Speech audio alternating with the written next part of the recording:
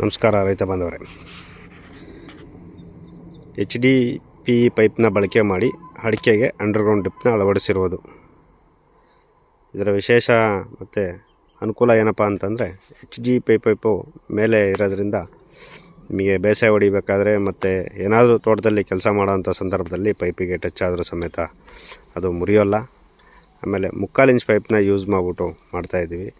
ನಾವು ಇಟಾಚಿಲಿ ಪೈಪ್ಲೈನ್ ತೆಗೆಸಿ ಈ ಕೆಲಸನ ಮಾಡ್ತಾಯಿದ್ದೀವಿ. ಟ್ಯಾಕ್ಟ್ರಲ್ಲಿ ಪೈಪ್ಲೈನ್ ತೆಗೆಯೋದ್ರಿಂದ ಪೈಪು ತುಂಬ ಆಳವಾಗಿ ಹೋಗಲ್ಲ.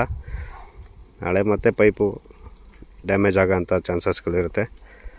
ಆದ್ದರಿಂದ ಇಟಾಚಿಲಿ ಪೈಪ್ಲೈನ್ನ ತೆಗೆಸ್ಬಿಟ್ಟು 3/4 ಇಂಚ್ ಪೈಪ್ ಹಾಕಿ 1/2 ಇಂಚು HDPE ಪೈಪ್ ಹಾಕಿ ಅಂಡರ್ಗ್ರೌಂಡ್ ಡ್ರಿಪ್ನ ಅಳವಡಿಸಿದ್ದೀವಿ.